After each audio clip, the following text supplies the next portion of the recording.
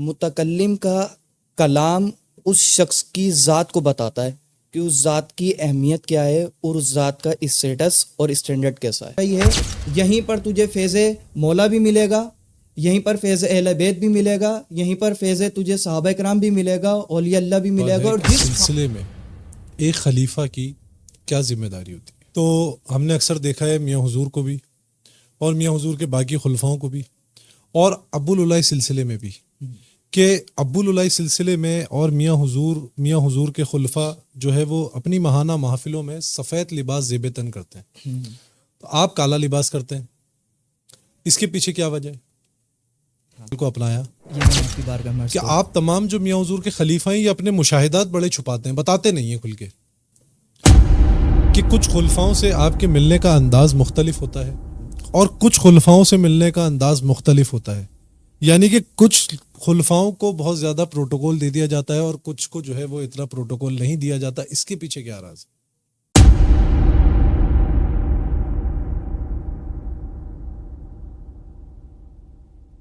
کہ آپ اپنے نام کے آگے لگاتے ہیں خاک پائے میاں حضور.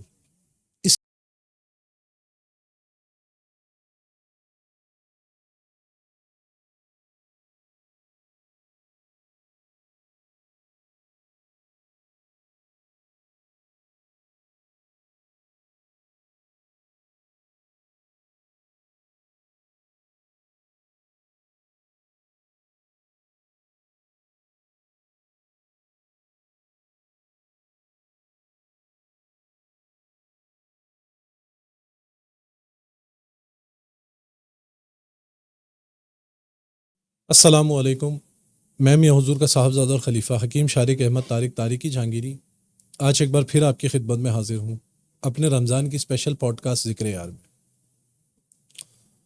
آج ہمارے ساتھ جو مہمان ہماری اس پوڈ کاسٹ کا حصہ ہیں، آپ کو کم و بیش 7 سے 8 سال ہو گئے ہیں میاں حضور کی صحبت میں اور میاں حضور کی تعلیمات سے مستفید ہوتے ہوئے. آج ہمارے ساتھ جو مہمان ہمارے درمیان موجود ہیں، آپ میاں حضور کے خلیفہ ہیں، بہت زیادہ خوش مزاج انسان ہیں، ہر کسی سے ہنس کر اور باادب طریقے سے ملاقات کرتے ہیں. تو آج کے جو ہمارے مہمان ہیں وہ میاں حضور کے خلیفہ علامہ شہریار طارقی ہیں. تو آپ کا زیادہ وقت نہ لیتے ہوئے چلتے ہیں شہریار بھائی کی طرف اور کرتے ہیں ان سے کچھ ایسے سوالات جو ان کی ذات سے جڑے ہوئے ہیں، جو میاں حضور کی ذات سے جڑے ہوئے ہیں، اور وہ باتیں جو میاں حضور کی تعلیم و تربیت اور میاں حضور کی صحبت میں رہتے ہوئے انہوں نے سیکھی اور وہ آگے بڑھائیں. السلام علیکم. وعلیکم السلام ورحمۃ اللہ وبرکاتہ. سب سے پہلے تو شہریار بھائی آپ کا بہت شکریہ، آپ نے ہمیں ٹائم دیا. جزاک اللہ خیر. دوسرا کہ شہریار بھائی آپ سے پہلا سوال یہ ہے کہ علامہ اقبال فرماتے ہیں کہ اگر اپنے وجود کی مٹی کو کیمیا کرنا چاہتے ہو تو کسی کامل کے آستانے پر بوسا دو. تو اس شعر کی روشنی میں آپ میاں حضور کی ذات مبارک کو کیسے دیکھتے ہیں؟ اعوذ باللہ من الشیطان الرجیم، بسم اللہ الرحمن الرحیم، هو القادر هو الحق هو المعین. یہ جو شعر آپ نے قبلہ حضور ذکر فرمایا علامہ اقبال رحمۃ اللہ علیہ کا، اصل اس شعر کو سمجھنے سے پہلے کچھ بنیادی چیزیں سمجھنا ہمارے لیے ضروری ہے. سب سے پہلی اور بنیادی چیز انسان کے لیے اس شعر کو سمجھنے میں یہ ہے کہ متکلم کا کلام اس شخص کی ذات کو بتاتا ہے کہ اس ذات کی اہمیت کیا ہے اور اس ذات کا اسٹیٹس اور اسٹینڈرڈ کیسا ہے. جب ہم کسی شخص کے کلام کو دیکھتے ہیں، کلام کا وزن، کلام کا بحر اور کلام کے اندر جو چیزیں موجود ہیں وہ چیزیں جب آشکار ہوتی ہیں، اس کے جب راز کھلتے ہیں، اس کی جب چیزیں ہم پر واضح ہوتی ہیں تو وہ کلام ہمیں بتاتا ہے کہ کس شخصیت کا کلام ہے اور کس ذات کا کلام ہے. تو متکلم کی پہچان اس کے کلام سے ہوتی ہے. جیسے علامہ اقبال رحمۃ اللہ علیہ کا یہ شعر ہے. اسی طریقے سے ایک شعر جو داتا گن بخش رحمۃ اللہ علیہ کے اکثر مزار مبارک پر ہم دیکھنے لکھا ہوا ہے اور ہمیں پڑھنے کو ملتا ہے کہ اور جس شخصیت نے لکھا ہے یہ واقعی یہ کلام بتا رہا ہے کہ کس شخصیت کا کلام ہو سکتا ہے اور کس شخصیت نے کیا سوچ کر اس کو لکھا ہے. اسی طریقے سے جب ہم کسی شیخ کامل کو دیکھتے ہیں یا شیخ کامل کے کسی آستانے کو دیکھتے ہیں تو اصل آستانہ نہیں ہے. آستانے کی اہمیت، آستانے کا وجود اور آستانے کا منبع اور مرکز جو بنے گی ذات، وہ بنے گی اس پیر کامل کی ذات مبارکہ. پیر کامل کی ذات مبارکہ بتائے گی کہ اس کا آستانہ کس کمال کو پہنچے گا. یہ شعر ماشاءاللہ سے غالباً حضرت معین الدین چشتی رحمۃ اللہ علیہ اجمیری رحمۃ اللہ علیہ کا ہے. ماشاءاللہ. تو دیکھیں یہ یہاں پر جو ذکر کیا گیا، گنج بخش فیض عالم مظہر نور خدا، نہ کہ سارا پیر کامل کامل آرا رہنما. تو واقعی یہ کلام ہمیں بتا رہا ہے کہ متکلم کس کمال کا پہنچا ہوا ہے، کہ ایک تو ناقصوں کے پیر کامل ہیں اور پھر پیر کامل جو ہیں ان کی بھی رہنمائی کرنے والے داتا گنج بخش رحمۃ اللہ علیہ. تو اس کلام نے ہمیں خواجہ معین الدین چشتی رحمۃ اللہ علیہ کی ذات کو واضح کر دیا، ان کی اس حیثیت کو اور اس اہمیت کو واضح کر دیا کہ ان کا کمال کس درجے کا ہے اور ان کا کلام کس درجے کا ہے. اسی طریقے سے علامہ اقبال رحمۃ اللہ علیہ نے جو ارشاد فرمایا کہ آستانے سے شیخ کامل کی پہچان ہوگی. اب شیخ کامل کون ہوتا ہے؟ شیخ کامل کی کیا حیثیت ہے؟ ظاہر ہے کہ ہم آستانے کو تو نہیں جانتے، آستانے تو ہزار بنے ہوئے ہیں، ہر ایک موڑ پر ایک آستانہ بنا ہوا ہے، لیکن بات کیا ہے اس میں سجادگی کی، اس میں موجود شخصیت کی، اس میں موجود ذات کی. اس ذات کی وجہ سے ہمیں پتہ چلے گا کہ اس کا آستانہ کیسا ہے. قرآن مجید فرقان میں اللہ تبارک و تعالیٰ ارشاد فرماتا ہے یا ایھا الذین آمنو، اے ایمان والو، اتقوا اللہ، ڈرو اللہ تبارک و تعالیٰ سے، وابتغوا الیہ الوسیلہ، اور اللہ کی راہ میں وسیلہ تلاش کرو. اب سوال یہ پیدا ہوتا ہے کہ قرآن ہمارے پاس موجود، حدیث ہمارے پاس موجود، صوفیہ کی تعلیمات ہمارے پاس موجود، پھر بھی اللہ تبارک و تعالیٰ ہمیں ارشاد فرما رہا ہے وابتغوا الیہ الوسیلہ، کہ وسیلہ تلاش کرو. کیوں وسیلے کی ضرورت کیوں ہے؟ وسیلہ کیوں تلاش کرنا ہمارے لیے ضروری ہے؟ تو میاں حضور اس کے بارے میں ارشاد فرماتے ہیں کہ وابتغوا الیہ الوسیلہ، یہاں پر جو وسیلہ ہے اس سے مراد شیخ کامل ہے، مرشد کامل ہے، بیت ارادت ہے. کیوں؟ اس وجہ سے کہ اگر ہم یہاں پر وسیلہ سے مراد یہ لیں کہ ایمان مراد ہے اس سے، کہ جو شخص مسلمان ہو جائے گا، ایمان لے کے آ جائے گا تو وہ اللہ کے راستے میں نکل جائے گا، تو یہ بھی ممکن نہیں ہے. کیوں؟ کیونکہ اللہ تبارک و تعالیٰ نے خطاب ہی ایمان والوں کو فرمایا، اے ایمان والو. تو اس کا مطلب ہے کہ یہاں پر ایمان مراد نہیں ہے. اگر ہم میاں حضور ارشاد فرماتے ہیں کہ اگر ہم اس سے مراد لیں کہ اعمال صالحہ، جو نیک اعمال ہیں، اگر ہم اس سے یہ مراد لیں تو تب بھی یہ مراد درست نہیں ہو رہی. اس وجہ سے کہ ایمان والا بنتا ہی اس صورت میں ہے کہ جب وہ اعمال صالحہ کرنے لگ جائے. مومن بنتا ہی وہ ہے جو اسلام پر عمل کرنے لگ جائے، احکامات شریعہ پر عمل کرنے لگ جائے. تیسرا میاں حضور ارشاد فرماتے ہیں کہ اگر ہم اس سے مراد لیں تقویٰ، کہ تقویٰ تلاش کرو، تقوی کی طرف بڑھو، جو راستے تقوی کی طرف لے کے جانے والے ہیں ان کی طرف جاؤ، تو آپ فرماتے ہیں کہ یہ بھی معنی مراد لینا درست نہیں ہے، اس وجہ سے کہ ایمان میں خود تقویٰ شامل ہے، تقوی کے بغیر مومن بن ہی نہیں سکتا. تو پھر میاں حضور ارشاد فرماتے ہیں یہ تین چیزیں مراد نہیں ہیں، بلکہ اس سے مراد ہی پیر کامل ہے جو ایمان والے کو درجہ کمال تک پہنچاتا ہے، تکلیف سے نکال کر ایمان کی طرف، ایمان سے نکال کر احسان کی طرف لے کے جاتا ہے. تو یہاں سے پتہ چلا کہ مرشد کامل کا جو ذکر ہے وہ قرآن میں بھی موجود ہے. اللہ تبارک و تعالیٰ فرما رہا ہے وابتغوا الیہ الوسیلہ، کہ مرشد کامل کو تلاش کرو. ایک بات. دوسرا، اس آیت مبارکہ کی تفسیر میں شاہ عبدالحق محدث دہلوی نے بھی یہ بات لکھی ہے، اسی طریقے سے شاہ ولی اللہ محدث دہلوی نے بھی یہ بات لکھی ہے، شاہ عبدالعزیز محدث دہلوی نے بھی یہ بات لکھی ہے، اور علامہ غلام رسول سعیدی صاحب علیہ رحمہ نے بھی یہ بات لکھی ہے کہ یہاں پر جو وابتغوا الیہ الوسیلہ میں جو وسیلہ ہے اس سے مراد مرشد کامل ہے یا بیت ارادت ہے. ظاہر ہے کہ جو شخص بیت ارادت کرے گا تو وہ مرشد کامل سے ہی کرے گا. کیوں؟ کیونکہ بیت دو طریقے کی ہے. ایک ہے بیت طلب، یا جس کو ہم کہتے ہیں بیت برکت. وہ تو عام شخصیت کسی سے بھی ہم کی جا سکتی جس میں 4 شرائط پائی جائیں، لیکن جو بیت ارادت ہے، جو ارادت کا معاملہ ہے، وہ خاص معاملہ ہے. وہ عام شخصیت سے یا عام ذات سے نہیں ہو سکتا.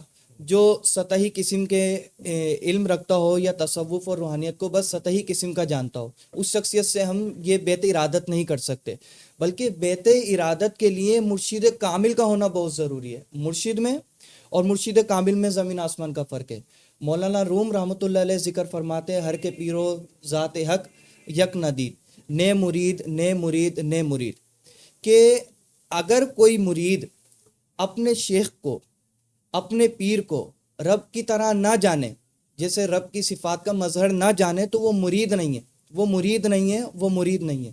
تو یہاں سے معلوم ہوا کہ مرشد ایک الگ حیثیت رکھتا ہے اور مرشد کامل ایک الگ حیثیت رکھتا ہے، جس کا ذکر قرآن نے کیا، احادیث مبارکہ میں کثیر احادیث ہمیں ملتی ہیں، اسی طریقے سے صوفیہ کی تعلیمات ہمیں ملتی ہیں۔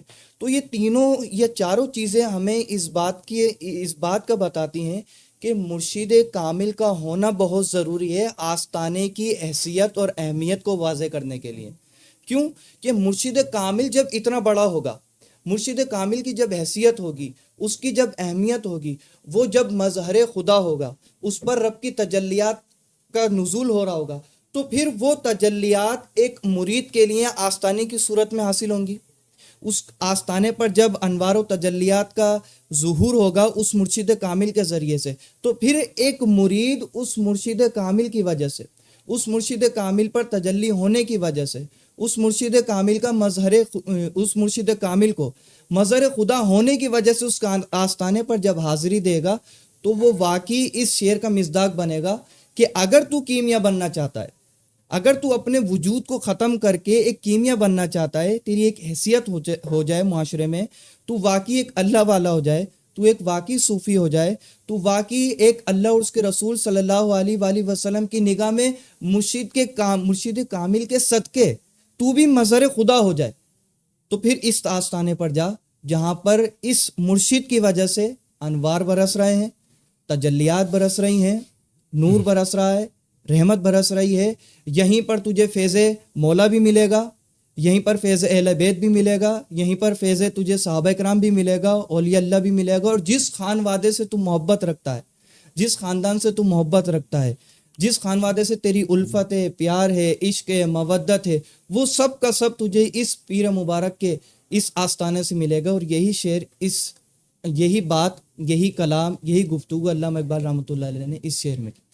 ماشاء اللہ، جزاک اللہ۔ اچھا، میرا دوسرا سوال جو ہے وہ یہ ہے کہ میاں حضور کی وہ کون سی بات، وہ کون سی ادا، وہ کون سی عادت ہے جس نے سب سے زیادہ متاثر کیا ہے؟ سب سے زیادہ متاثر کرنے والی چیز جو ہے وہ ہے میاں حضور کا علم، میاں حضور کا کلام، میاں حضور کی گفتگو۔ ہم نے بہت سے مشائخ کی صحبت اختیار کی، بہت سے علماء کی صحبت اختیار کی۔ ظاہر ہے کہ قرآن مجید فرقان نے ہمیں دو ہی اسلوب دیے ہیں، ایک ظاہر کا اور ایک باطن کا۔ قرآن مجید کو جب ہم دیکھتے ہیں تو قرآن مجید فرقان حمید ہمیں ارشاد فرماتا ہے وما ظہر وما بطن، کہ وہ چیز جو ظاہر ہے اور وہ چیز جو باطن ہے۔ اب یہ دو الگ الگ کیفیات ہیں، یہ دو الگ الگ کنڈیشن ہیں، یہ دو الگ الگ چیزیں ہیں۔ اگر کوئی شخص ان دونوں چیزوں کو ایک مانتا ہے تو وہ خطا پر ہے، کم علمی پر ہے، اس کا علم پختہ نہیں ہے، یا تو وہ صوفیہ کی تعلیمات سے دور ہے، صوفیہ کی صحبت سے دور ہے، یا پھر اس نے قرآن و حدیث کا صحیح طریقے سے مطالعہ نہیں کیا۔ قرآن نے ہمیں دو ہی اسلوب دیے، ایک ظاہر کا اور ایک باطن کا۔ ظاہر جو ہم حاصل کرتے ہیں، ظاہر جو ہم جس کی تحصیل کرتے ہیں، وہ ہم کسی مدرسے سے، کسی عالم دین سے، کسی مفتی سے، کسی اکیڈمی سے، کسی مدرسے سے، کسی جامعہ سے ہم حاصل کر دیتے ہیں، وہ ہمیں حاصل ہو جاتا ہے جو قرآن کا ظاہر ہے، جو حدیث کا ظاہر ہے، جو علم فقہ ہے، علم فلسفہ ہے، یہ تمام کے تمام فنون ہیں، یہ تمام کے تمام ایک ظاہر کی حیثیت رکھتے ہیں، ٹھیک ہے۔ لیکن جو ایک باطن ہے، اللہ کے رسول صلی اللہ علیہ وآلہ وسلم ارشاد فرماتے ہیں کہ قرآن مجید فرقان حمید کی ہر ایک آیت مبارکہ کا ظاہر ہے، 9 ظاہر ہیں اور ایک باطن ہے۔ اب یہاں پر جو اللہ تبارک و تعالیٰ کے محبوب صلی اللہ علیہ وآلہ وسلم ارشاد فرماتے ہیں 9 ظاہر ہیں۔ اب وہ ظاہر کیا ہے؟ سب پر آشکار ہے۔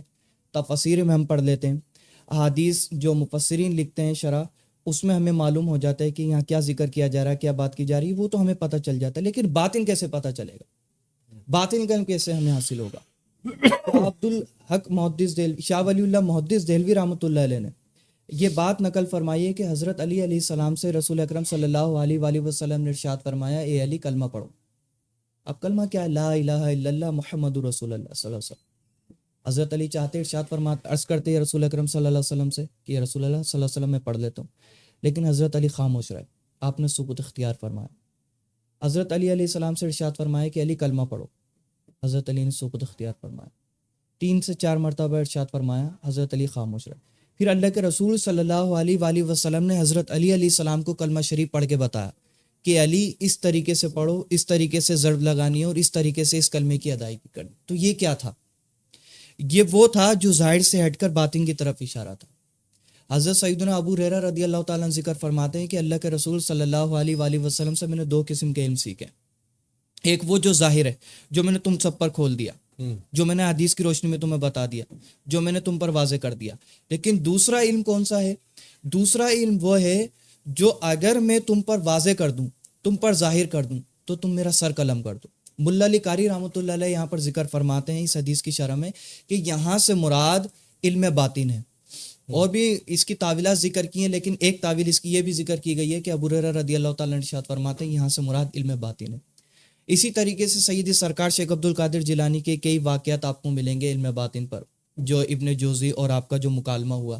اسی طریقے سے آپ سلسلہ شاذلیہ کے بانی کو دیکھ لیں, ہمارے شیخ ابوالحسن شاذلی رحمۃ اللہ علیہ, جو اپنے شیخ محترم کی بارگاہ میں حاضر ہوتے ہیں, عبدالسلام ابن بشیش رحمۃ اللہ علیہ کی بارگاہ میں, وہ ایک باطن کا معاملہ ہے. تو قرآن نے ہمیں 2 اسلوب دیے, ظاہر کا اور باطن کا. اب ہم جب میاں حضور کی ذات مبارکہ کو دیکھتے ہیں, جب میاں حضور کی ذات مبارکہ میں ہم غور و خوض کرتے ہیں, تو یہ بات ہم پر ازر من الشمس ہوتی ہے کہ جہاں پر اللہ تبارک و تعالیٰ نے میاں حضور دامت برکاتہ عالیہ کو علم ظاہر سے نوازا ہے, وہیں پر اللہ تبارک و تعالیٰ نے علم باطن عطا فرمایا. اب علم باطن کی اگر بات کی جائے, جیسا کہ میں نے سابقہ سوال کے جواب میں ایک آیت مبارکہ کی تشریح اور توضیح آپ کی بارگاہ میں عرض کی کہ وَابْتَغُوا إِلَيْهِ الْوَسِيلَہ کی تشریح جو میاں حضور نے ارشاد فرمائی, یہ آپ دیکھیں کسی کتاب میں آپ کو مل جائے تو بتائیے گا مجھے. آپ تصوف کی جتنی کتب دیکھنا چاہیں دیکھیں, مفسرین کی جتنی کتب دیکھنا چاہیں آپ دیکھیں, لیکن جو وسیلے کی آپ نے تشریح فرمائی ہے, توضیح فرمائی ہے, وہ آپ کو کسی کتاب میں نہیں ملے گی. اس وجہ سے کہ کچھ چیزیں ایسی ہوتی ہیں کہ جو اللہ تبارک و تعالیٰ اپنے خاص بندوں پر آشکار فرماتا ہے, وہ عام نہیں ہوتی. یہی وجہ ہے کہ یہ علم سفینہ اور علم سینہ کی جو صوفیہ نے تقسیم فرمائی ہے. علم سینہ کیا ہے, علم سفینہ کیا ہے؟ علم سفینہ یہ ہے کہ آپ کسی مدرسے میں جاؤ اور پڑھ لو, حاصل ہو جائے گا آپ کو, کہیں سے بھی پڑھ لو. اگر وہ مستند ہے, معتبر شخصیت ہے, اور وہ واقعی کتب کو اچھی طرح پڑھ چکا ہے, تو اس سے آپ حاصل کر لیں. علم سفینہ ایسے چلتا رہے گا. لیکن جو علم سینہ ہے وہ سینہ بہ سینہ تبدیل ہوتا ہے, وہ سینہ بہ سینہ چلتا ہے. حضرت محمد صلی اللہ علیہ وآلہ وسلم نے حضرت علی علیہ السلام کو عطا فرمایا. حضرت علی علیہ السلام نے حسن بصری علیہ السلام کو عطا فرمایا. حسن بصری سے چلتا چلتا چلتا چلتا ہمارے جلال بابا تک پہنچائی. جلال بابا سے میاں حضور کے سینہ مبارکہ میں تبدیل ہوا. پھر میاں حضور جس پر چاہے وہ آشکار فرما دے, میاں حضور جس کو چاہے واضح فرما دے. تو یہ چیز علم باطن کی ایک عالم کے لیے اور ایک مفتی کے لیے سب سے زیادہ اٹریکٹیو ہے, سب سے زیادہ متاثر کرنے والی ہے, سب سے زیادہ میاں حضور کی طرف لے کے آنے والی ہے. اچھا, یہاں تو علم باطن کی طرف تو بہت سے علماء کلام کرتے ہیں, بہت سے چیزیں کلام, بہت سے مفتیان کرام کلام کرتے ہیں کہ ہم نے یہ چیز نہیں پڑھی تھی, یہ چیز ہمیں معلوم ہوئی. لیکن میں آپ کو علم ظاہر کی اگر میاں حضور کی بات کروں تو علم ظاہر بھی پھر وہ عام علماء والا میاں حضور کا علم ظاہر نہیں ہے. میں نے ان سالوں میں میاں حضور سے تقریباً سورہ فاتحہ کی جو تفسیر سنی ہے مختلف مقامات پر, جمعے کی نشست ہو یا 17 کی نشست ہو, یا ویسے میاں حضور کسی محفل میں جلوہ فرمائے اور وہاں پر میاں حضور مریدین کی تربیت فرما رہے ہیں, تو میاں حضور نے اگر سورہ فاتحہ پر کلام کیا ہے تو ہر نشست میں میاں حضور کا پوری سورہ فاتحہ کا کلام دوسری سورہ فاتحہ کی تفسیر سے مختلف ہوتا ہے. یہ عام بات نہیں ہے. ایک عالم دین سے آپ 70 مقامات پر کروائیں گے نا سورہ فاتحہ کی تفسیر, تو کہیں نہ کہیں اس کے پوائنٹس 98% ملتے جلتے ہوں گے. لیکن میاں حضور سے میں نے متعدد مرتبہ, اگر میں کہوں اگر میں نے 10 مرتبہ پوری سورہ فاتحہ کی تفسیر سنی ہے, تو 10 مرتبہ ہر نقطہ, ہر آیت کا میاں حضور نے الگ بیان فرمایا, الگ واضح فرمایا. یہ میاں حضور کے علم ظاہر کا کلام علم باطن کی وجہ سے. کیوں؟ اس وجہ سے کہ سید سرکار شیخ عبد القادر جیلانی ہوں, یا شیخ ابن العربی رحمۃ اللہ علیہ ہوں, یا داتا گنج بخش رحمۃ اللہ علیہ ہوں, یا معین الدین چشتی رحمۃ اللہ علیہ ہوں, ان بزرگان دین کی تعلیم و تربیت سے یہ بات واضح ہوتی ہے کہ علم تفسیر, یہ کشف کا جو معاملہ ہے, کشف الحروف, کشف التفسیر, کشف الکلمات, یہ کب کھلتے ہیں انسان پر؟ یہ کھلتے ہیں جب نبی کریم صلی اللہ علیہ وآلہ وسلم کی طرف سے یہ اذن دیا جاتا ہے کہ اس شخص کو یہ اسم تفویض کیا جا رہا ہے. ہر نبی کا ایک اسم ہوتا ہے جو اس کو تفویض کیا جاتا ہے، جو وہ پڑھتے ہیں. اللہ کے رسول صلی اللہ علیہ وآلہ وسلم کو تمام انبیاء علیہ السلام کے اسماء عطا فرمائے گئے. اب اللہ کے رسول صلی اللہ علیہ وآلہ وسلم کی بارگاہ میں جو شخص پہنچ جائے اسے اس اسماء میں سے کوئی ایک اسم عطا کیا جاتا ہے، جس کی وجہ سے کشف العلم ہوتا ہے، کشف التفسیر ہوتا ہے، کشف الحرف ہوتا ہے، پھر وہ قرآن کے باطن کی طرف پہنچ جاتا ہے، پھر وہ حدیث کے باطن کی طرف پہنچ جاتا ہے. اور ہم جب میاں حضور کی طرف دیکھتے ہیں تو ہم یہ حسن زن نہیں رکھتے. حسن زن کب قائم ہوتا ہے؟ حسن زن کسی شخص کے متعلق تب قائم ہوتا ہے کہ جب اس شخص کے متعلق کوئی دلیل نہ مل رہی ہو. جب دلیل مل جائے تو پھر حسن زن قائم نہیں رہتا، پھر وہ حسن زن سائڈ میں ہو جاتا ہے. اس دلیل کی بنیاد پر ہم حکم لگا رہے ہوتے ہیں کہ نہیں یہ بات ہے. اب میاں حضور کی ذات مبارکہ میں دیکھتے ہیں تو یہ بات واضح ہے، یہ بات اظہر من الشمس ہے کہ میاں حضور وہ شخصیت ہیں، وہ ذات ہیں جو دربار رسالت سے مستفیض ہیں، جو دربار رسالت میں بھی پہنچے، دربار مولائیت میں بھی پہنچے، دربار غوثیت میں بھی پہنچے، اور تینوں مقامات پر آپ کو مقبول کیا گیا اور قبول کیا گیا. اب وہ چاہے آپ کے شیخ محترم کے ذریعے سے پہنچایا گیا یا کسی دوسرے شیخ کی طرف سے پہنچایا، جیسے جلال بابا رحمۃ اللہ علیہ. اگرچہ آپ کی ارادت وہاں نہیں ہے، آپ کی بیت ارادت تو دادا میاں عثمان علی شاہ رحمۃ اللہ علیہ سے ہے، لیکن ظاہر ہے کہ وہ ایک معاملہ حضرت علی سے جو ہوا، پھر سرکار شیخ عبد القادر جیلانی سے آپ کی ملاقات رہی، تو دربار مولائیت میں یا دربار غوثیت میں تو پہنچے، دربار رسالت میں تو پہنچے، لیکن کس کے ذریعے سے؟ جن سے بیت طلب تھی یا دوسری بیعت تھی. تو یہاں سے ہمیں واضح ہوتا ہے کہ ہمارے شیخ محترم کا جو علم ہے یہ وہ علم ہے جو اس اسم کی برکت سے جو دربار رسالت سے آپ کو تفویض کیا گیا. الحمدللہ. الحمدللہ. اچھا شہریار بھائی، میرا آپ سے تیسرا سوال ہے کہ سلسلے میں ایک خلیفہ کی کیا ذمہ داری ہوتی ہے؟ تو خلیفہ کی سب سے بنیادی ذمہ داری جو ہوتی ہے وہ یہی ہے کہ جو اس کے شیخ محترم نے اس کو جس کام پر لگایا ہے، جس ذمہ داری پر لگایا ہے، فقط اس ذمہ داری کو اس طریقے سے نبھا لے جس طریقے سے اس کا شیخ چاہتا ہے. صحیح ہے. اچھا، سلسلے کی ترویج میں آپ کی کیا مصروفیت ہے؟ حضور امن سلسلے کی ترویج و اشاعت میں اگر دیکھا جائے تو الحمدللہ میاں حضور نے جب لاسٹ ٹائم میاں حضور گھر پر تشریف لائے تھے تو وہاں پر میاں حضور نے جو ہر ایک خلیفہ کو ایک ماہانہ تاریخ دی جاتی ہے، ماہانہ ڈیٹ دی جاتی ہے کسی بھی سلسلے کے بزرگ کی نسبت رکھنے والے بزرگ کی، تو وہ نسبت یا وہ تاریخ میاں حضور نے الحمدللہ سلسلہ قلندریہ کے ایک بزرگ نجم الدین قلندر رحمۃ اللہ علیہ کی ہمیں عطا فرمائی، اور وہ الحمدللہ ہماری ایک سلسلے کی ہی کڑی ہے، سلسلے کی ہی تعلیمات کو آگے پہنچانے کا ایک ذریعہ ہے، ختم ایک خواجگان وسیلہ کے ہے، ذریعے. ختم خواجگان کے ذریعے سے. اچھا، ماشاءاللہ سے ختم خواجگان کا جو آپ کا سلسلہ رہتا ہے تو ہم نے اکثر دیکھا ہے میاں حضور کو بھی اور میاں حضور کے باقی خلفاؤں کو بھی اور ابو العلائی سلسلے میں بھی کہ ابو العلائی سلسلے میں اور میاں حضور کے خلفاء جو ہے وہ اپنی ماہانہ محافلوں میں سفید لباس زیب تن کرتے ہیں، تو آپ کالا لباس کرتے ہیں، اس کے پیچھے کیا وجہ ہے؟ یہ میں آپ کی بارگاہ میں عرض کروں. دیکھیں، ایک ہوتا ہے سلسلہ اور ایک ہوتا ہے نسبت. ہم جس خانوادے سے تعلق رکھتے ہیں، میاں حضور سے ہم جس سلسلے میں بیٹھے اور میاں حضور جس سلسلے کو چلا رہے ہیں وہ سلسلہ ہے قادریہ سہروردیہ. صحیح ہے، لیکن میاں حضور کے قادریہ سہروردیہ سلسلے میں ہونے کے باوجود میاں پر جو نسبت غالب رہی ہے، جو ہمارے سلسلے میں نسبت ہے، وہ نسبت ابو العلائیہ ہے. اور اس کا جو لباس مبارکہ ہے وہ وائٹ چکن کا کرتا ہے، تیبن شریف ہے، اسی طریقے سے وائٹ تاج ہے. تو جس طریقے سے سلسلہ قادریہ سہروردیہ سلسلہ ہونے کے باوجود نسبت ابو العلائیہ غالب رہی میاں حضور پر، اور میاں حضور نے سلسلہ ابو العلائیہ کے اس طریق کو اختیار کیا جو میاں حضور کے بزرگوں سے چلتا ہوا آیا، میاں حضور کے اساتذہ سے چلتا ہوا آیا. اگرچہ سلسلہ ابو العلائیہ نقشبندیہ ہے، وہ جو بزرگ ہیں ابو العلائی رحمۃ اللہ علیہ وہ نقشبند سلسلے سے بیعت ہیں، بیعت ارادت آپ کی نقشبند سلسلے میں ہے. تو وہ نسبت غالب ہونے کی وجہ سے وہ لباس آپ پر رہا، آپ کے اساتذہ پر رہا، آپ کے پیر و مرشد پر رہا، آپ کے دادا مرشد پر رہا. اسی طریقے سے میاں حضور نے اپنی محافل میں بھی اسی چیز کو رائج رکھا. یہ نسبت میاں حضور کو عطا ہوئی. اور یہ غلبہ میاں حضور پر رہا. اب ہم اگر میں اپنی بات کروں تو میری تعلیم و تربیت میاں حضور نے فرمائی. ظاہر ہے میاں کے علاوہ تو کوئی دوسرا شخص ہے ہی نہیں میری ذات پر کہ جس کے احسانات ہوں, جس نے اس وجود کو تھوڑا بہت کچھ نوازا ہو. تو اس جو خلافت دی, خلافت میں میاں حضور نے جس نسبت کو ہم پر غالب رکھا وہ کلندریہ سلسلے کی رہی. اور پھر ماہانہ محفل کی تاریخ بھی جو مجھے عطا کی گئی وہ سلسلہ کلندریہ کے ایک بزرگ کی عطا کی گئی. اور یہ سلسلہ کلندریہ کے بزرگوں کا طریقہ کار رہا ہے کہ جس نے اس نسبت کو غالب رکھا یا اس میں جس کی تعلیم و تربیت رہی وہ کالے لباس میں رہا.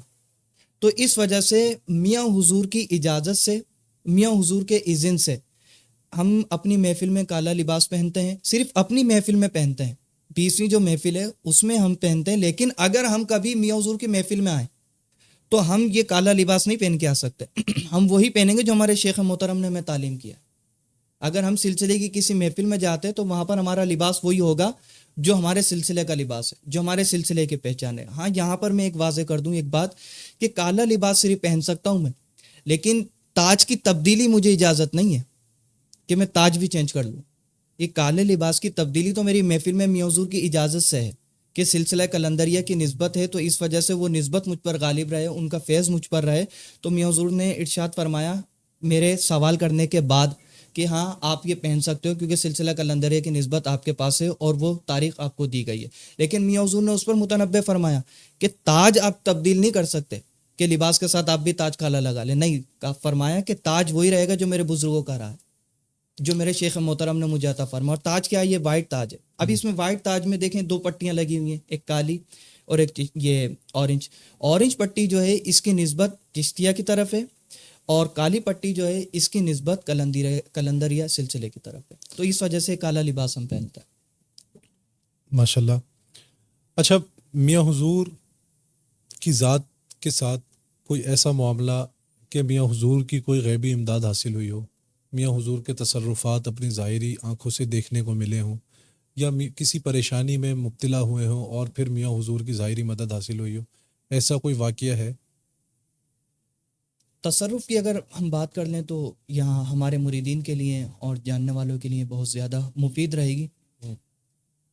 2017 میں میاں حضور کی بارگاہ میں باقاعدگی کے ساتھ آنے لگا اور میاں حضور نے اجازت عطا فرمائی تو پھر یہ راستہ ایک ہموار ہوا اور میاں حضور کی بارگاہ میں آنا شروع ہوا. 2017 میں میرا درس نظامی مکمل ہو گیا, عالم کورس میرا مکمل ہو گیا تھا اور میں بیعت بھی اسی وقت ہوا تھا. 2012 سے میں میاں حضور کے پاس آتا تھا, مہینے میں, 2 مہینے میں, 3 مہینے میں, 4 مہینے میں, جب اللہ توفیق دے دے, جب میاں حضور ارشاد فرماتے, جب میاں حضور کی طرف سے یہ توفیق مل جائے, یہ اذن مل جائے روحانی طور پر یا کسی بھی ذریعے سے. تو اس وقت باقاعدہ طور پر تو یہ معاملہ نہیں تھا کہ جمعہ کی نشست بھی ہو یا 17 کی نشست بھی ہو, اس میں آنا جانا ہو. لیکن جو 2017 کا معاملہ ہے وہ ایک الگ ہے, وہ ایک جزوی حیثیت رکھتا ہے. وہاں پر جب میں آنے لگا میاں حضور کی بارگاہ میں تو میاں حضور سے میں نے عرض کی میاں حضور میں درس نظامی کر رہا ہوں اور اگلے ہفتے میری دستار بندی ہے تو آپ بیعت فرما لیں. تو آپ نے پھر اس کے بعد بیعت فرمایا تھا.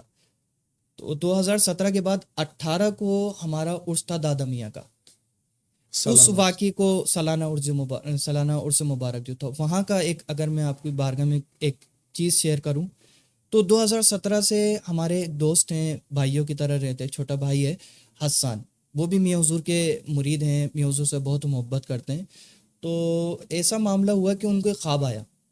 خواب یہ آیا کہ میاں حضور کا سالانہ مبارکہ کا عرس چل رہا ہے اور اس عرس میں میاں حضور نے مجھے بلایا اور مجھے تاج پہنایا. اور وہ معاملہ ایسا تھا کہ کچھ ایسے اشارات تھے اس میں کہ اس کو تو خیر میں نے واضح نہیں کیا کہ کیا معاملہ ہے اور کس چیز کی طرف اشارہ ہے. میں نے کہا چلو اچھی علامت ہے میرے لیے, اللہ تعالیٰ اس کو پائے تکمیل تک پہنچائے. اور یہ مجھے یقین تھا کہ جو اس نے خواب دیکھا یہ ہو کر رہے گا, اس میں تو کوئی شک ہی نہیں کر سکتا.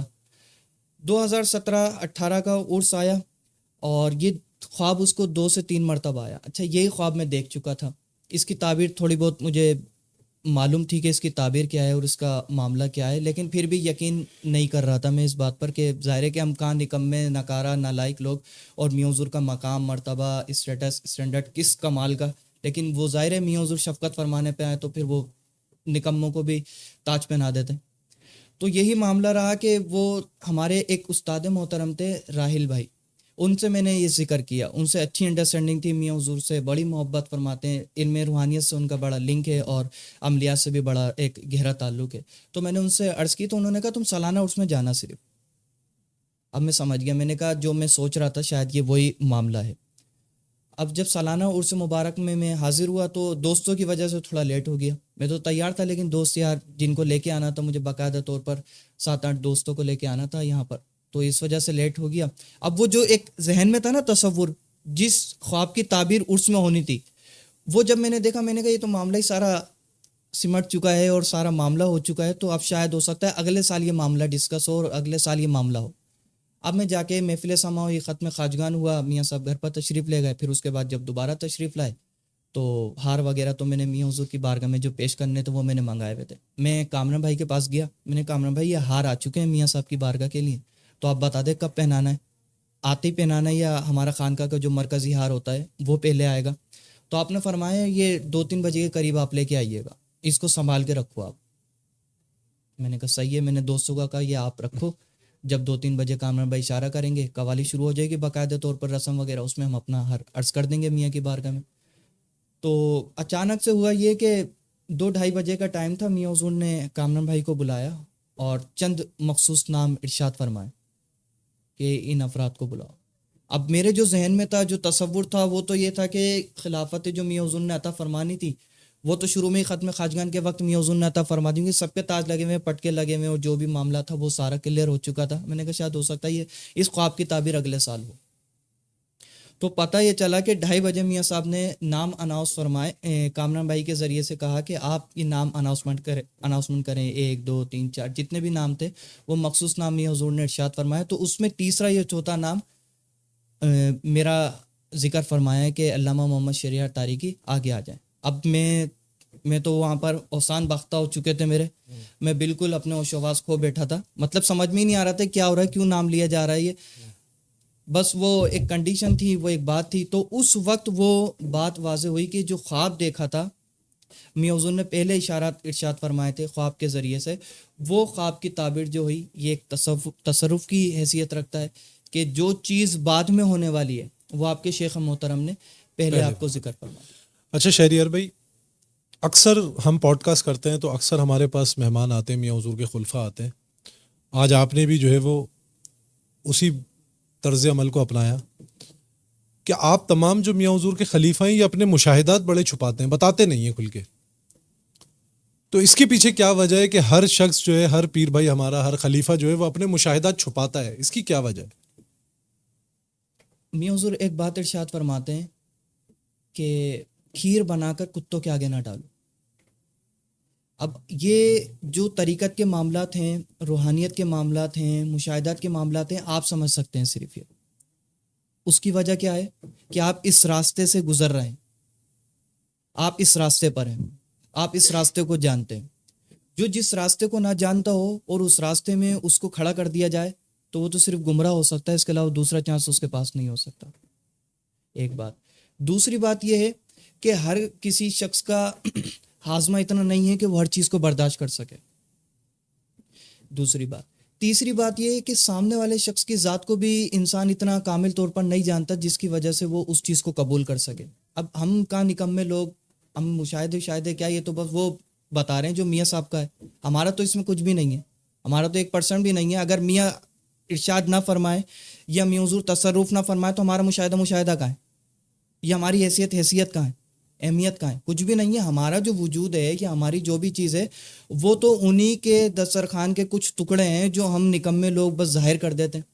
اب اللہ تبارک و تعالیٰ ہے, اللہ تبارک و تعالیٰ چاہے تو اپنے محبوب کے جلووں کو واضح کر دے, لیکن وہ چاہتا ہے کہ کسی ایسی شخصیت کے ذریعے سے ظاہر ہو کہ جس کا ایک مقام ہو, ایک مرتبہ ہو, جسے رسول اکرم صلی اللہ علیہ وآلہ وسلم کا مقام ہے, مرتبہ ہے. نبوت کتنا کمال درجہ ہے, بے شک. رسالت کتنا مقام درجہ ہے, بے شک. لیکن خاتم النبیین صلی اللہ علیہ وآلہ وسلم کس کو بنایا؟ حضور جان عالم صلی اللہ علیہ وآلہ وسلم. صلی اللہ علیہ. ولایت کتنا مقام, کتنا بڑا مقام ہے, علم باطن کتنا بڑا مقام ہے, لیکن حضرت علی علیہ السلام سے اس کو واضح فرمایا, اس کو ظاہر فرمایا. اسی طریقے سے بہت ساری کنڈیشن ہوتی ہے. تو یہ میاں حضور کی شفقت ہے, میاں حضور کی محبت ہے کہ میاں حضور چاہے تو آپ کے ذریعے سے واضح فرما دیں, میاں حضور چاہے تو واجد بھائی کے ذریعے سے واضح فرما دیں, فراز بھائی کے ذریعے سے واضح فرما دیں, فائق بھائی کے ذریعے سے واضح فرما دیں, وقاص بھائی کے ذریعے سے واضح فرما دیں, اور بھی جتنے خلیفہ ہیں, صاحبزادگان ہیں, ان کے ذریعے سے واضح فرما دیں. بس کمال یہ ہے کہ اس شخصیت میں, اس ذات میں ظرف کتنا ہے, کیونکہ بہت سے اس ایسے راز بھی- کو راز رکھنے کا. اس راز کو راز رکھنے میں, اور جو راز نہیں رکھتا پھر وہ سولی پر چڑھتا ہے. منصور اللہ کے ساتھ کیا ہوا, بے شک. بشر عافی کے ساتھ کیا ہوا. یہ اچھا سارے شہریار بھائی, آپ سے ایک سوال اور ہے کہ کچھ خلفاؤں سے آپ کے ملنے کا انداز مختلف ہوتا ہے اور کچھ خلفاؤں سے ملنے کا انداز مختلف ہوتا ہے, یعنی کہ کچھ خلفاؤں کو بہت زیادہ پروٹوکول دے دیا جاتا ہے اور کچھ کو جو ہے وہ اتنا پروٹوکول نہیں دیا جاتا, اس کے پیچھے کیا راز؟ اس کے پیچھے تو کچھ بھی راست نہیں ہے. بات اصل میں محبت کی اور خلوص کی ہے. جہاں انسان کو کچھ نظر آ جائے یا جہاں پر اس کو محبت مل جائے, ظاہر ہے کہ وہ پھر وہ زمین آسمان ایک کر دیتا, اپنے آپ کو, اپنے وجود کو پھر ختم کر دیتا. ہم نے بہت سے ایسے افراد ہیں, ہم کسی خلیفہ کی بات نہیں کر رہے, نہ اپنے کسی پیر بھائی کی بات کر اچھا, رہے ہیں. جہاں انسان کو کچھ نظر آ جائے ہاں تو انسان کو تو اپنے پیر میں ہی ڈھونڈنا چاہیے, جو کچھ اس کو نظر آئے یا جو کچھ وہ ڈھونڈے. ہاں, پیر میں ہی ڈھونڈنا چاہیے اور پیر میں ہی اس کو نظر آتا ہے سب کچھ. لیکن کچھ چیزیں ایسی ہوتی ہیں کہ جو پیر کی ادا اس مرید میں نظر آ جاتی ہے, یا اس صاحبزادگان میں نظر آ جاتی ہے, کسی خلیفہ میں نظر آ جاتی ہے. اس ادا کو دیکھتے ہوئے اس سے محبت بڑھ جائے اس سے محبت بڑھ جاتی ہے. اب جیسے میاں حضور ارشاد فرماتے ہیں اور اس سے کہ قربت پیدا ہو جاتی اس ہے. سے قربت پیدا ہو جاتی ہے. میاں حضور ارشاد فرماتے ہیں کہ تم اپنے پیر بھائی کا ادب ایسے کرو جیسے تم اس میں اپنے پیر کو دیکھ رہے ہو. بے شک, اب سوال پھر وہیں آ جاتا ہے یہ بے شک. کہ بھائی ہر خلیفہ میں یہی ہونی چاہیے. اب یہ میں نہیں کر رہا, آپ ہی کر رہے ہیں. میں وہی بات کر رہا ہوں نا, اسی صحیح. طرف آ رہا ہوں میں صحیح. کہ پھر بات وہی آ جاتی ہے کہ بھائی اگر تمہارا نظریہ یہ ہے کہ تم ہر خلیفہ کو, ہر پیر بھائی کو, ہر مرید کو اس حیثیت سے دیکھ رہے ہو کہ اس میں تمہارے شیخ محترم جلوہ گر ہیں یا شیخ محترم آ رہے ہیں, تو یہ بات ہے, یہ بات اپنی جگہ مسلم ہے. لیکن ایکسٹرا چیزیں بھی کچھ چیز ہو جاتی ہے نا. جیسے مثال کے طور پر آپ ہیں, صحیح, میاں حضور کا سسٹم لے کے چل رہے ہیں, میاں حضور کا کام جو بھی ایک آؤٹ آف سٹی کا ہے, آؤٹ آف کنٹری کا ہے, سارا سسٹم آپ لے کے چل رہے ہیں, آپ کر رہے ہیں, آنا جانا پنجاب, یہ ساری چیز ہوتی ہے. اب ظاہر ہے کہ آپ میاں حضور کے صاحبزادے ہیں, میاں حضور کے خلیفہ, پھر میاں حضور کی خانقاہ کی ذمہ داری ہے آپ کے پاس, تو یہ 3 سے 4 چیزیں جو ہیں یہ الفت پیدا کریں گی. صحیح ہے. آپ مثال کے طور پر واجد بھائی کو دیکھیں آپ, صحیح ہے. اب واجد بھائی کی جو چہرہ مبارکہ ہے یا شخصیت ہے وہ مشابہ میاں حضور ہے, وہ ایک الفت, ان سے ملنے کا انداز ایک الگ ہوگا. صحیح ہے. اور اسی طریقے سے کسی خلیفہ کو دیکھ لیں, اب وہ ورکنگ, جیسے مثال کے طور پر محیط بھائی ہیں, عبد المحیط تاریخی صاحب. اچھا, محیط بھائی تو ایک ایسے انسان ہے کہ ان کا اخلاق ایسا ہے کہ نہ چاہتے ہوئے بھی بندہ ان سے محبت کر لیتا جی ہے. جی, کہ وہ اتنا صوفیانہ انداز جو ہے وہ اپنے زندگی میں لے کے چلتے ہیں کہ نہ چاہتے ہوئے بھی بندہ ان سے محبت کرتا ہے کہ نہیں یار یہ بندہ سادہ ہے. تو یہ بات صحیح ہے. اچھا شہریار بھائی, ایک آخری سوال ہے آپ سے کہ آپ اپنے نام کے آگے لگاتے ہیں خاک پائے میاں حضور, اس کی کیا وجہ ہے؟ خاک پائے میاں حضور لگانے کی وجہ صرف اور صرف میاں حضور کی محبت ہے. یہ لقب نہ کسی نے دیا ہے, نہ کسی کی طرف سے عطا ہے, نہ روحانی نہ جسمانی, نہ کوئی کچھ نہیں ہے اس میں ہماری طرف سے. یہ آپ کی اظہار محبت ہے, یہ ہمارا صرف ایک اظہار محبت ہے کہ ایک مرید کے لیے مرشد کامل کے ذرہ, مرشد کامل جس خاک پر چلتے ہیں اس کا ذرہ ہونا بہت ضروری ہے. بے شک. تو ہمارا وجود تو کچھ بھی نہیں ہے, تو اپنے وجود کو اس ذرے کی طرح بالکل مسل کے رکھ دو, سائیڈ میں کر دو بالکل, کہ جس کی کوئی حیثیت نہ ہو. لیکن نسبت ظاہر ہے کہ وہ بہت اعلیٰ ہے, ہمارا کچھ نہیں ہے. ہم پر جو ایک ٹیگ لگا ہے تاریخی یا خاک پائے میاں حضور, یہ جو نسبت آ رہی ہے نا, یہ نسبت بہت کمال درجے کی, یعنی آپ کی یہ محبت کا اظہار ہے, اور محبت کا اظہار ہے. یہ میاں حضور کی طرف سے, کسی خلیفہ کی طرف سے, کسی روحانی یا کوئی ایسا اگر کوئی تصور یہ باندھا ہوا ہے کہ کسی بزرگ کی طرف سے روحانیت میں یا خواب میں ایسا ان کو عطا ہوا ہے, تو عطا کچھ بھی نہیں ہے. یہ بس میرا خود کا لکھا ہوا ہے لفظ ہے یہ محبت. ماشاءاللہ, اللہ تعالیٰ آپ کی محبت کو قائم رکھے, آپ کے مرشد سے, ہمارے مرشد سے. اچھا شہریار بھائی, میری آخری جو ہے وہ آپ سے یہ بات ہے کہ جو نئے آنے والے سالکین, مریدین, محبین, ماشاءاللہ سے آپ میاں حضور کی صحبت میں رہتے ہیں, میاں حضور کی تعلیم و تربیت کا حصہ ہیں, تو آپ ان نئے آنے والے سالکین کو، مریدین کو، محبین کو کیا پیغام دینا چاہتے ہیں، کوئی نصیحت دینا چاہتے ہیں تو اب آپ دے سکتے ہیں۔ نصیحت نئے آنے والے سالکین کے لیے اور سلسلے سے جڑنے والے ہر فرد کے لیے صرف ایک بات میں ہے کہ دلوں کا فتح ہونا اور ہوتا ہے، جسم کا فتح ہونا اور ہوتا ہے۔ بے شک، تو اپنے قلوب کے ذریعے سے، اپنی محبت کے ذریعے سے اپنے پیر محترم کی بارگاہ میں حاضر ہوں، اپنے پیر محترم کی خانقاہ میں حاضر ہوں اور اپنے پیر محترم کے آستانے پر حاضر ہوں۔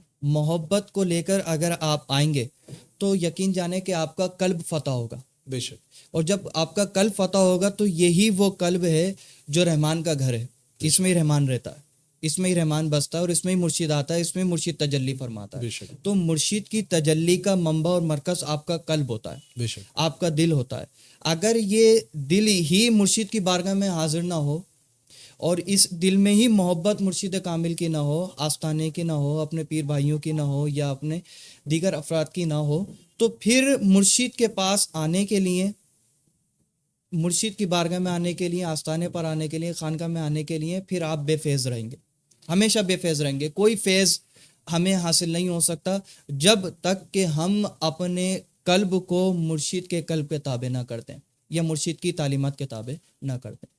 ماشاء اللہ شہریار بھائی، بہت خوبصورت گفتگو آپ نے فرمائی۔ اسی کے ساتھ ساتھ ناظرین، ہم دعا کرتے ہیں کہ اللہ رب العزت ہم تمام پیر بھائیوں میں ایک دوسرے کے لیے محبت کا اضافہ فرمائے آمین۔ اور ہم تمام پیر بھائیوں کو استقامت کے ساتھ سلسلے میں چلنے کی توفیق عطا فرمائے، سلسلے کی ترویج و اشاعت کی توفیق عطا فرمائے۔ تو ناظرین، اسی کے ساتھ ساتھ آج کی اس پوڈ کاسٹ کا ہم اختتام کرتے ہیں۔